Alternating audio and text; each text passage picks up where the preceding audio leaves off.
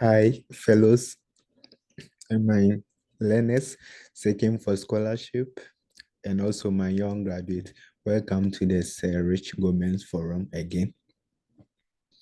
If you are new here, make sure that you subscribe to the various handles that we are doing this mentorship on. Okay, so we have the Facebook forum, and we have the Twitter forum, and we have the YouTube forum. Okay, make sure that you are consistent with that, and meaning you have subscribed to that so that you don't miss out any information as we begin our scholarship search journey. Okay, in order to take an advantage of the 2023-2024 admission cycle in France, USA, and probably Canada. Okay, but the main preferred destination is France and US. Okay, so today I want to welcome you all to another mentorship session that I wanted to talk to you about. Okay, so this mentorship session will be on one of the powerful tools or one of the powerful weapons, or what I say, one of the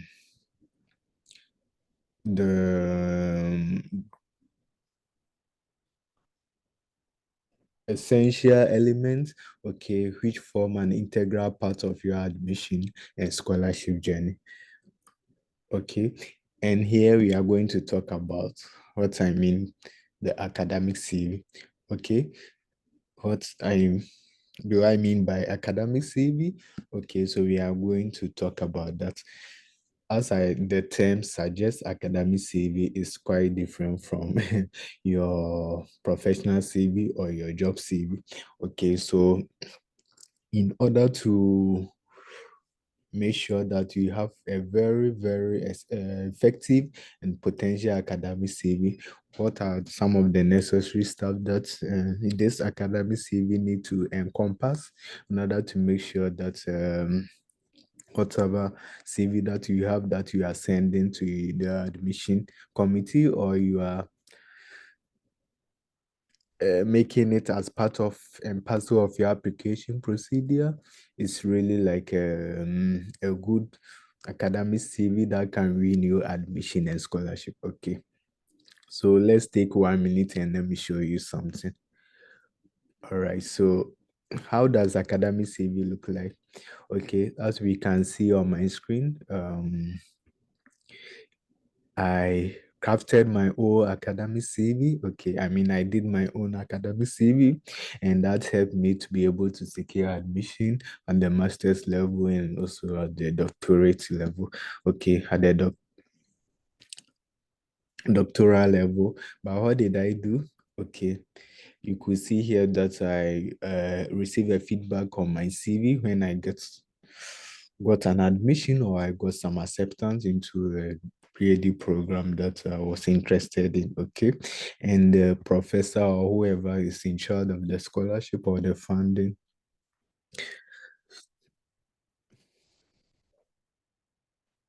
session of mine, PhD really reached out to me that I have a quite an impressive CV, and they were really fascinated about my research experience and research agenda as well. Okay, so what did I do? What at all did I encapsulate in my CV that really won the heart of this scholarship, or I would say the admission committee, what won their heart? Okay, so today that's what I'm going to share with you, so that you know what you might have include as you prepare for your admission and scholarship. Okay, by making sure that you have a good CV. Okay, all right, so let's go. Okay, so what should a CV entail? Okay, so as you can see on my screen, if you are really like priding yourself that you have academic CV, then it should contain these elements, I mean, these features. Okay, if you really If you are really rest assured that you have a good academic CV, then you shouldn't miss out of this element. Okay, it should contain these features and make sure that I mean, if it does not even encapsulate all these features, make sure that it really highlights some of these essential elements, some of these vital elements that can really I mean give you a good advantage. Okay, it can really help you to win opportunities for this. So let's see. So first one is your personal information. Okay, and the second one is your education. We will take our time to go through this by me showing you an example, okay, or sample of how you can really like strategize this, okay, include this on your academic CV, okay, or the document that you are carrying as academic CV, okay. So you should have your personal information, one, education, two, relevant coursework, okay, your research experience, if you have done some publications, your presentations, teaching experience, award and harness hot item as an achievement, nine, professional membership, and again, relevant skills, okay, so not just any other skill, relevant skill.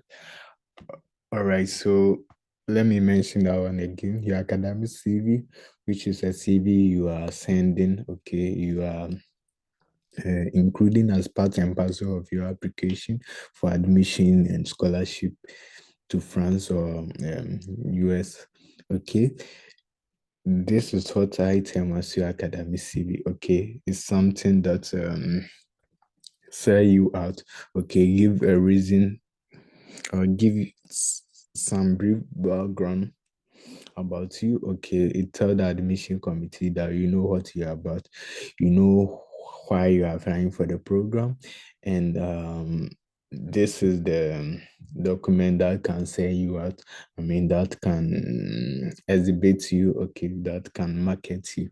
Okay, so it's like you are marketing yourself to the admission committee. Why among millions of applicants all over the world, they should really like and receive you, okay, into their institution or into the university or the college that you are interested in. Okay, so this is what you are going to do, or we are going to talk about. Okay, so first of all, I said the academic CV should contain your personal information, as you can see all over there, your name, your contact information. I'm going to show you how you can do this. Again, it should compose of your education. You should have a session that really talk about your educational history. Okay, then third one, your relevant coursework. Fourth, your research experience. Okay, or teaching experience. Yes. Then publication, in case you have published some articles, you're interested in publication or writing some stuff, yeah, on online, on social media, make sure that it's really like substantial, okay, and you can add it on your CV. Then presentation, okay, so presentation is really, yeah, yes, maybe you've presented a topic in your field of study or in your course or during your educational trajectory, you've been able to presented a paper or something as part of a community service, as part of giving back, as part of volunteering, anything that really like show that you presented something substantial and it's really carries some some impact in the society. You should be able to talk about that. Okay, then your teaching experience, your award and harness achievement, professional membership, and lastly relevant skills. Okay, all right, so I'm going to show you how you are going to do all this, but I mean at the end of the day, or in finalizing your CV, I think a good CV should not be more than 2 or 3 pages. Okay, for me, what I did is I made sure that it's no more than 3 pages. Okay, so the maximum pages, number of pages that I can have as far as my CV is concerned, is like 3 pages. Okay, others will recommend 1 pages, sorry, a page or one page or two pages. Okay. All right. Some schools too will be like, oh, we just need a page, okay, of your resume or your CV. Okay, so you have to be careful. Sometimes you have to check the requirements of the school. Okay, in order to be sure that you are doing the right thing, you are submitting the writing that they are demanding as far as the CV is concerned. Okay, but if they don't make any specification with regard to the number of pages that your CV should have, then I think at least 2 pages or maximum 3 pages so should be okay. Okay, should be an ideal one. It can really like help you really capture whatever you need to capture, some vital information, and make sure that your CV is also unique or it stood out. Okay, so you shouldn't really bother much about the number of pages if really it was not specified, okay, as part of the application requirement or the scholarship requirement. Okay, so the next session is that I'm going to show you a sample of how I did my academic CV that really like captured the interest of the admission committee or the scholarship committee in responding to me that I have quite an impressive CV and they want to welcome me to come and study, okay, in their school. All right. Okay, so let me show you how I went about okay, drafting or crafting my what I call as my academic CV doing the submission, okay, of some of my application and my in my scholarship trajectory. Okay. All right, so let's go.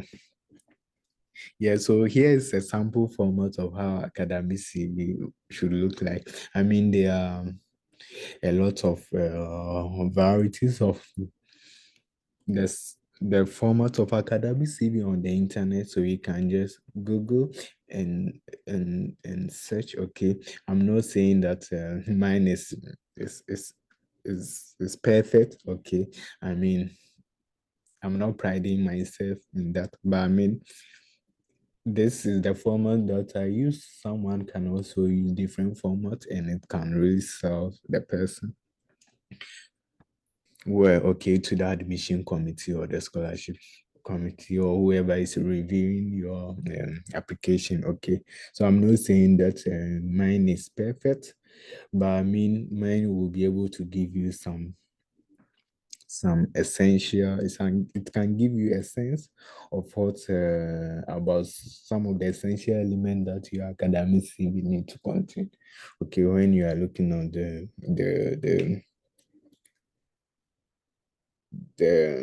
admission requirements, okay, in case they want you to submit or add your CV, okay, in the application you are making.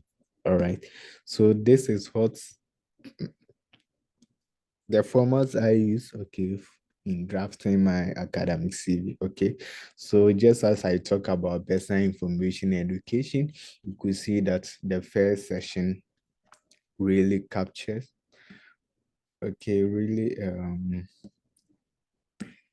captured a brief information about me. So as I mentioned, your personal information should contain your name, your contact information, and other personal details. Okay, so you could see that my name is there. Okay, please make sure that you use your former name. Okay, so if you are called Erica Jima, if you are called Asantua Janet, if you are called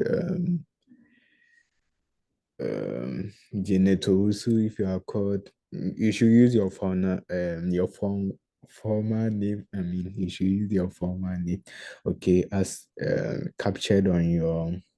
I mean, the name captured on your passport, on your transcript, on your certificate. I mean, your official name. Okay, the name that you were given your birth name, being legally recognized. Okay, that's the name that you should use. So you should not go and use any nickname Okay, like um Adiasan, Richmond, or anything. Okay, any junk. You shouldn't go and use any nickname or something that really does not qualify as your birth name. Okay, you should really like make sure that you are including um, a name that really attests to the fact that that is your name. Okay, that is your documented name. Okay, it's a name captured on all your official documents, including your passport, and so that there's no other contestation when it comes to the verification of your name. Okay, so the first part should contain your personal information, as we could see. So you just mention your name, then the address. Okay, so you have the address here. Okay, so if you are from Tiobodom, you can just mention from Tiobodom. Okay, in Brona half or maybe a half region in Ghana. Then the next line should contain your telephone number, then your Gmail. Okay, so if you have an official email, make sure that you include that one on your CV. So this is what I mean by your personal information. Okay, you should capture that well on your CV. All right. After this, a lot of people will come to their education. They will, after their personal information, they might want to make it followed by education. Okay, but for me, I didn't do that. Okay, so after my personal information, what I try to do is to really like give a brief motivation about myself. Okay, something I term as an attention grabbing hook. Okay, so I just want to hook the interest of whoever is looking at my CV.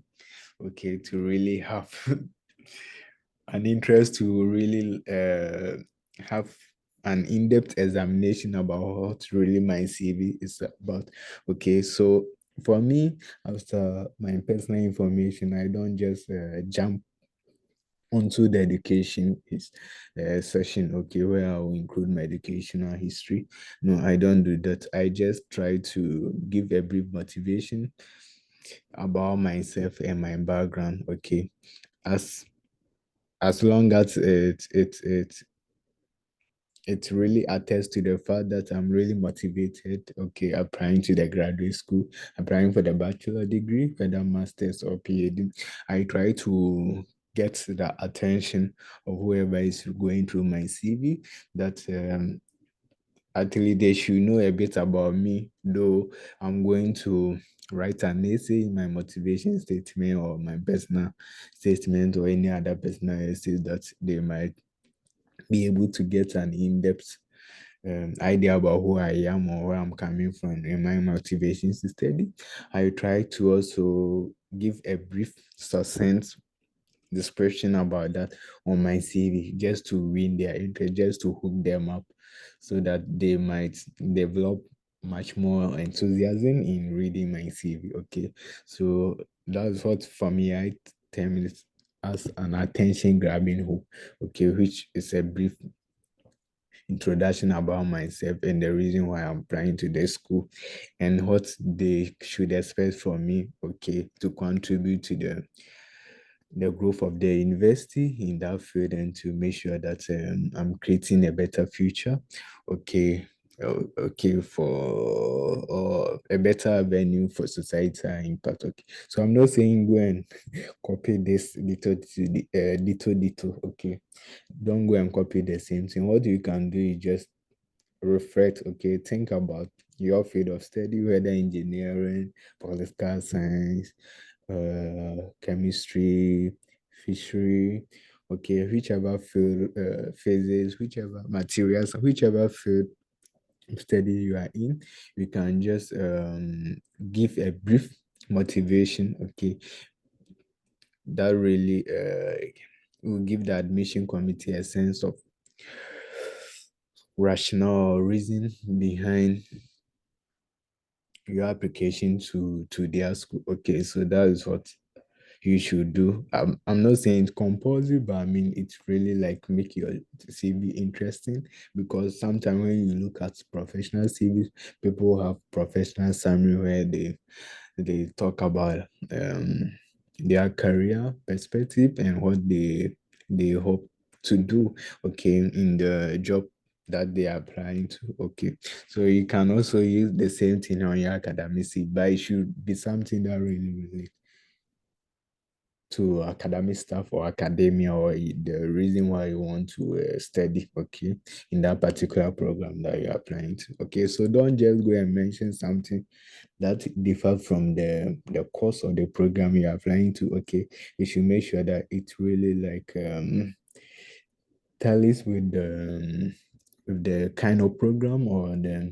the nature of the program you're applying to. Okay, so when you're applying for masters in maybe chemical engineering, don't go and write something about you're interested in computer science or something. Okay, you should make sure that it really fall in line with the program that you're applying to. Okay, so this is what I term as motivation. Okay, and I've given a brief description about that as something that can hook up the interest, that can grab the attention of whoever is looking at your CV to know who you are in your motivation to study.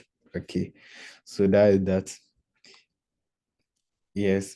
So beside that, I also try to have a session for what I call research or academic interest. Okay, so in case you are applying to a research oriented program, I mean, some of the masters are divided into thesis based and on thesis based. Okay, so if you are watching this video and you are applying to a program that's really like a master's program that really focus on you writing thesis, okay, or doing some kind of research, then you might want to also include a session where you talk about your research interest, okay, as it's aligned with the program you're applying to. Okay, but if yours is just normal masters, I mean non-thesis masters program or coursework, there's no need for you to maybe mention this.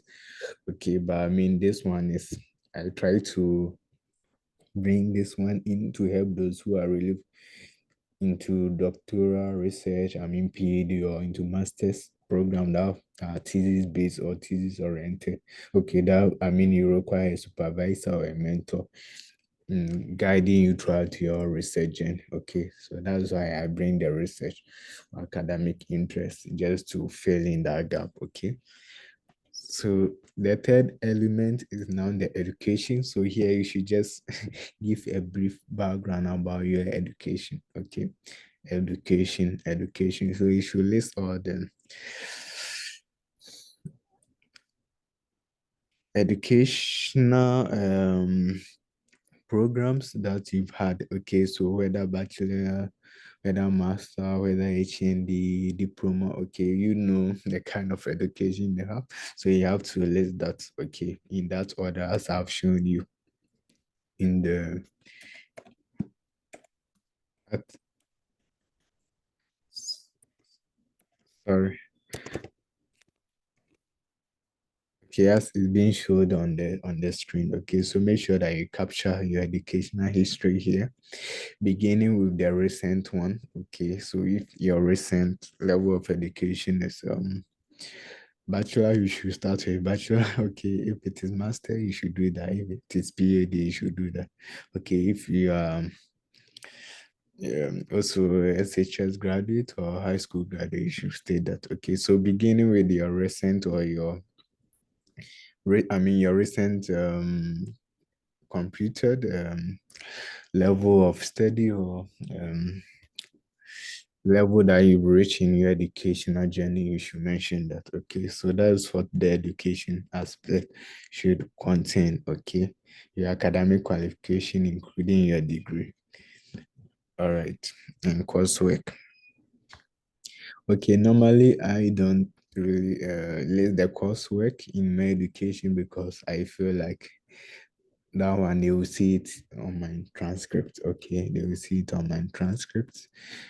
Of course, you have to add your transcript as part of the application. So normally I don't bother myself listing all the courses I did. Okay.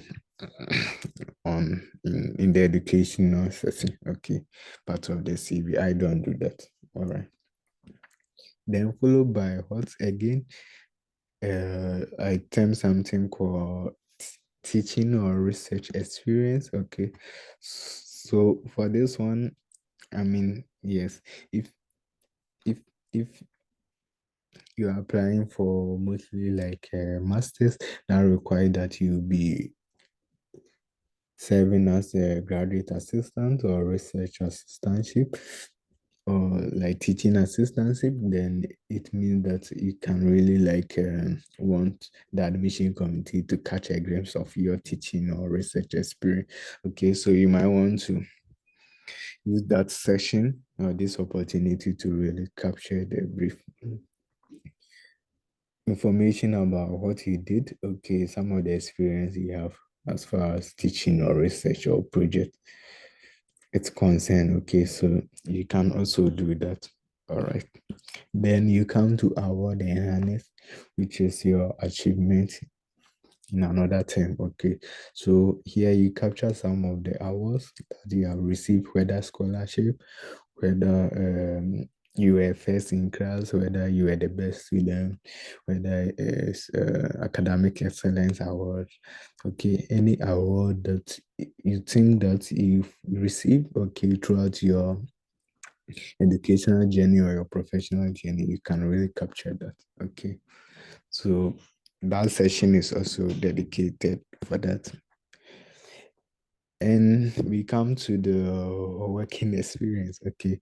So here, what basically you are going to do is to just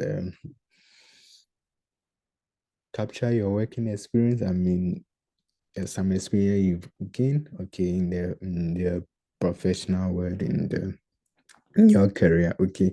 So if in case you find yourself in an internship environment, you can adapt as part of your working experience. Okay. Other than that, if you work as a professional person, you can also capture that. But sometimes make sure that you don't really include maybe all the professional experience you've gotten, okay, but maybe you can limit it in order not to make your CV voluminous and boring. Maybe you can limit some of the, if you have millions or tons of work experience, then really include all of them. You can really capture what maybe you deem as necessary, and it's also deem as a benefit. As far as your CV is concerned, you can really what capture that. Okay. And we will come to the university service. So it seems like I'm deviating from some of the elements I showed you here, but you could see that though I'm using my format, it doesn't really deviate from the element I've given you here. It's really captured, but I have a different way. Just that I did it in a different way. Okay, so I'm saying that there's no, I mean, one size fit all star, okay, for your CV. Okay, you should really highlight, make sure that your CV really capture, okay, exhibit the relevant features that will really like sell you out, okay, in the as far as like academia is concerned. Okay, so a CV that can sell you out in academic environment, that is what an academic CV should be. Okay, so don't be bothered that maybe I'm deviating from some of the elements, but I mean, what this element really attests to the fact that I have built myself up, okay, in academic environment, and it really also gives some attestation to the fact that I really have a good foundation when it comes to academic work or when it comes to, I mean, learning environment. Okay. Yes. So that is what I mean. Okay. So after the working experience, had, I have a session here that I term it as university service. Okay. So here I basically talk about some of the things I did Okay, doing my university days. Okay, so whether I was in the bachelor or master's, what are some of the activity that I was engaging? Okay, so if I was part of scholars community, I can mention that oh, I was part of this community that we're passionate about development or creating some kind of making an impact or creating some kind of forum for societal impact or something. Okay, so you should mention that you know the kind of community you belong to as far as your the days you spend in the university or in the college or in the training college or nursing training, okay, you know. Okay, so you should be able to mention that, okay. And maybe if you were involved in class projects, okay, that really essentially, I mean, attest to your research skills, okay, or your academic skills. You can also mention that, okay, if you are part of panel members, okay, you serve as a peer mentorship, mentoring some students, okay, you organize group studies for others, you are involved in tutorials. You should mention that something that really tell the admission committee that you have the heart to serve, okay, because they are looking out for people who have the heart and passionate need, okay, to make an impact in society, to give back, okay, to serve, okay. And if you're a leader, you should serve. So they are looking out for those who really carry those traits, okay. So already on your CV, before you even state that or emphasize that on your essays, your scholarship essays, already on your CV, if you really highlight that, and immediately they get to know that, they will really be interested in, okay, getting to know more about you, okay, or as making a good assessment about you. Okay, so you should make sure that you have all these elements. In case you don't understand anything, you can, I mean, reach out to me on the forum and we can have a discussion about that. Okay, and we have the extra curricular participation or activities. Okay, so here it's basically like something, as the name suggests, something that's really go beyond classroom stuff. Okay, so if you were involved in some leadership seminars, okay, you were involved in some workshop, okay, some leadership clinic, okay, some convenings of like-minded people, okay, people who kind of have some desire, okay, for transformative leadership, any kind of workshop that you engage in, whether it talks about leadership, whether you talk about building yourself up, whether you talk about public speaking, anything that really like can give the admission committee a sense of how you really put yourself out there as far as uh, as far as participation, your participation in projects, in leadership, in development, in societal impact, in community service, in volunteering services are concerned, okay, you should be able to capture that in your extracurricular participation. So you might not have the same thing as I've highlighted here, but I mean, you should be able to have a session that will really talk about that. But though it's not compulsory, you can even capture this as maybe leadership participation or seminars participation, whatever you want to term it as. But for me, sometimes I capture it under my extracurricular activities, okay, to really sell myself out. Okay. And last but not the least is the relevant skills. Okay. So here I mentioned that your skills should really be relevant. Okay. Something that really attest to the fact that you've gotten or you've gained some, you've augmented your skills. Okay. And as far as like schooling is concerned, or you being accepted, your preparation for graduate school is concerned. Okay, so you can mention some of the school you've developed in in the domain of computing. Okay, whether Microsoft, PowerPoint. Now we are the tech generation. Okay, so a lot of people are well versed or versatile when it comes to the usage of AI tools. Okay, artificial intelligence, whatever relevant skill that you think it will be deemed as a necessity. Okay, as you prepare for a graduate school, so you prepare for your bachelor degree, master's, or PhD, you should mention that. Okay, then I mean, you should also talk about language. Okay, you should talk about language. So if you are proficient or advanced in English, you should say that. If you have any other language that you're able to speak in a professional, will I say a professional man? Maybe you can be a beginner. You don't have to be I mean, well versed in that language. You can be amateur, but I mean, you have some basis in that language. You can mention that in the language session. Okay, and others maybe leadership skills, planning skills, project management skills, your writing abilities, your ability to adapt. Okay, so you should be able to mention any skill that you deem relevant, okay, to your application. All right, does that make sense? Okay, I think on this CV, I did not have any publication yet, so I did not mention that on my CV. But in case you have some publication, you can go ahead and do that.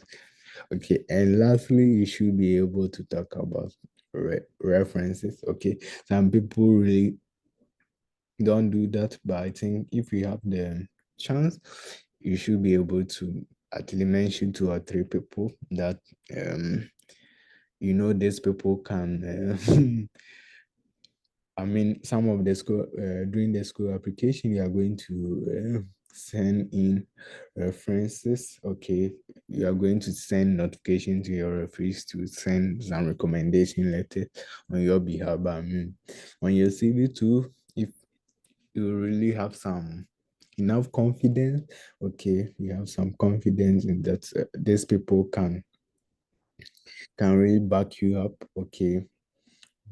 Whenever they are called upon, you should be able to state those people, their names, okay, but you should first say their consent. That's what I'm saying, that if you really believe, okay, that these people can really um, testify or give some testament about you, then you should be able to include their name and their position and their location and their personal details on your CV. Okay. Yes, so I think that should be the last element as far as the academic CV is concerned. Okay, so without wasting my time, I will upload this video as a tutorial on my YouTube session, and you just have to go there anytime you want to have a look at it. Use this format to draft yours. Okay, I'm not saying it's the perfect, but I mean it can really give you a sense of what academic CV should what look like. Okay, so make sure that you really watch this video and you really like, because this is more like a tutorial where I'm sharing my screen. Okay, and going with you or taking you through all this process that you need to know. Okay, so I'm going with you guys one by one on your admission and scholarship search.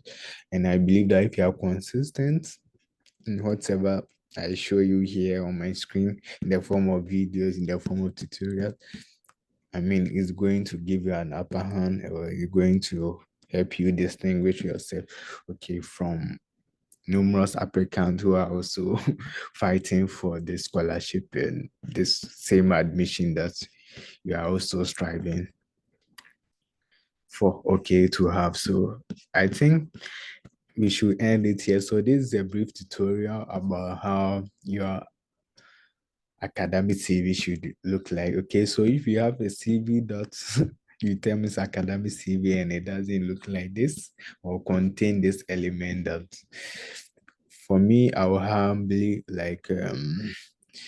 appeal to you that you just have to revamp, or you have to just do some modification as it fits, okay, as you deem it fit. And if you're able to do that, we can have a look at it. You can send me an email, and I can also review or share my idea on it with you. I can really give you an advice, okay, about how you can do this to suit whatever application that you are making. Okay, so make sure that your academic CV really look like this. Okay, I mean, this is one way or one format I did my academic CV, and it's really like captured the heart of the admission committee, okay, to tell me that my CV is quite impressive and they look forward to welcoming me into their program. Okay, so I mean, if you're able to do this, I believe that it's going to help you. Okay, it's going to help you. It's going to help you. So guys, thank you for paying attention to the tutorial session. Make sure that you recommend you share the videos to help others, okay, so that they can also I mean, familiar familiarize themselves with all these opportunities or these tutorials, okay. I mean, they're able to see, and when they see this, they can believe that, okay, me too, I have a chance to also do a proper application, and all I have to do is to be smart and genuine, and I can get in. Okay, so let's encourage ourselves, let's help ourselves. As long as we have life, by the grace of God, I'll continue to be sharing these videos and these tutorials in order to help us do the right thing. So I believe that with the right effort and by the grace of God, you will be able to have your heart desire as far as your application for admission and scholarship is concerned. Okay, so take a look at this video and let me know in the comment section if you have any comments, or if I did not do anything right, you can just hint me and we can try to update certain stuffs, okay, to help ourselves. Thank you all for watching, and I hope to see you on the next video. I will talk about our statement of purpose or personal statement, how we can go about that. Okay, so make sure you subscribe to Sir Richmond Gomez from on Twitter, on Facebook, and on YouTube, to make sure that you are consistent in this scholarship journey. Thank you all, and I hope to see you